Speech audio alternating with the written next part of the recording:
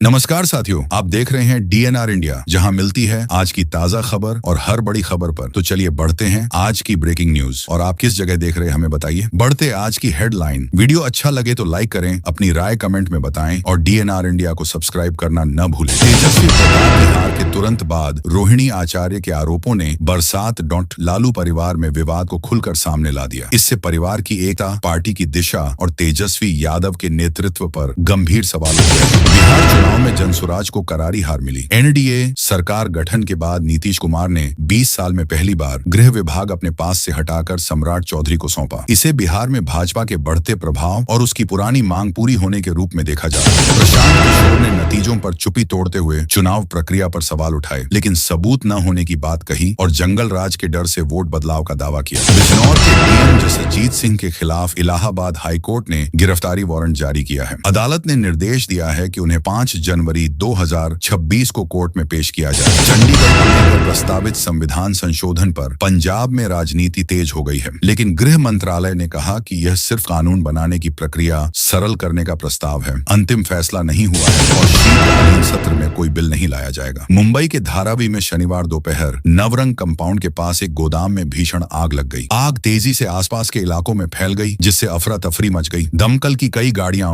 मौके पर पहुंचकर आग बुझाने में जुटी। 26 नवंबर की बरसी पर फडणवीस ने कहा कि ऑपरेशन सिंदूर के माध्यम से भारत ने पाकिस्तान की साजिश नाकाम की और दुनिया को अपनी ताकत का संदेश दिया। नीतीश कैबिनेट के नए जल संसाधन मंत्री विजय कुमार चौधरी ने रविवार को पदभार संभाल लिया। पद संभालते ही उन्होंने प्रधान सचिव और वरिष्ठ अधिकारियों के साथ बैठक की, पुराने कार्यों और नई योजनाओं की समीक्षा की और अधिकारियों को जरूरी निर्देश दिए। किशनगंज में उद्योग मंत्री दिलीप जायसवाल ने कहा कि उनका लक्ष्य बिहार को इंडस्ट्रियल मैप पर मजबूत जगह दिलाना है। वे विदेशी निवेशकों को लाने की कोशिश कर रहे हैं। कुछ रिपोर्टों में चीन का भी उल्लेख है। 2025 चुनाव में एनडीए की बड़ी जीत के बाद अब बीजेपी और जदयू के बीच बड़े भाई बनने की खींचतान तेज है। गृह विभाग के बाद अब विधानसभा अध्यक्ष पद को लेकर विवाद बढ़ गया है। पिछले बार यह पद बीजेपी के पास था, इसलिए वह फिर दावा कर रही है, जबकि जदयू इसे छोड़ने को तैयार नहीं है। टीएमसी विधायक हुमायूं कबीर की नई बाबरी मस्जिद बनाने की घोषणा से पश्चिम बंगाल में विवाद बढ़ा। बीजेपी ने आरोप लगाया कि कबीर चुनावी लाभ के लिए सांप्रदायिक माहौल भड़का रहे हैं और टीएमसी को इसके लिए जिम्मेदार ठहराया। बिहार चुनावों में नई पार्टी जेजेडी के साथ बुरी तरह हारने के बाद तेज प्रताप यादव ने राजनीति से दूरी बनाते हुए फिर से ब्लॉगिंग शुरू की। नतीजों के 3 दिन बाद उन्होंने अपना नया चैनल लॉन्च कर दिया। मुख्यमंत्री योगी आदित्यनाथ ने कहा कि समाज और देश तभी आत्मनिर्भर व प्रगतिशील बन सकते हैं जब महिलाओं को बराबर अवसर और सशक्तिकरण मिले। आधी आबादी को आगे बढ़ाए बिना विकास संभव नहीं। राजनाथ सिंह ने कहा कि सीमा बदल सकती है और सिंध फिर भारत में आ सकता है। उन्होंने बताया कि सिंध और सिंधी समाज का महत्व भारत के लिए आज भी उतना ही है जितना पहले था। जस्टिस सूर्यकांत सोमवार को भारत के 53वें चीफ जस्टिस बनेंगे। वे आर्टिकल 370, बिहार वोटर लिस्ट और पेगासस जैसे बड़े मामलों में फैसलों का हिस्सा रहे हैं। जस्टिस बीआर गवई आज रिटायर हो रहे हैं, उनकी जगह सूर्यकांत लेंगे। वे लगभग 15 महीने सीजेआई रहेंगे और फरवरी 2027 में रिटायर होंगे। बिहार चुनाव 2025 शांतिपूर्वक हो गए। नतीजे में एनडीए को बड़ी जीत मिली और भाजपा सबसे बड़ी पार्टी बनी। कई दल हारकर लगभग खत्म हो गए। अब नतीजों के 8 दिन बाद पार्टियों में अंदरूनी हलचल शुरू हो गई। राजद नेता और पूर्व विधायक इसराइल मंसूरी को सोशल मीडिया पर मारने की धमकी मिली। उन्होंने थाने में शिकायत दी। पुलिस ने एफआईआर दर्ज कर जांच शुरू कर दी। यह मामला चुनाव नतीजों के 1 हफ्ते बाद सामने आया है। जनसुराज की हार पर प्रशांत किशोर ने कहा कि पार्टी सीट नहीं जीत सकी क्योंकि वोटरों में जंगल राज का डर था। उन्होंने वोट चोरी की आशंका जताई, लेकिन स्वीकार किया कि सबूत नहीं। उज्जैन के काल भैरव मंदिर में रोज सैकड़ों भक्त दर्शन करने आते हैं। कल यहाँ एक श्रद्धालु और सुरक्षा कर्मी के बीच झगड़ा हो गया। घटना का वीडियो भी सोशल मीडिया पर वायरल हो रहा है। 25 नवंबर को दिल्ली में बिहार के औद्योगिक विकास पर बैठक होगी। इसे केंद्रीय मंत्री पीयूष गोयल ने बुलाया है। बिहार के उद्योग मंत्री दिलीप जायसवाल और दोनों सरकारों के अधिकारी इसमें शामिल होंगे। बैठक में उद्योग और निवेश बढ़ाने पर चर्चा होगी।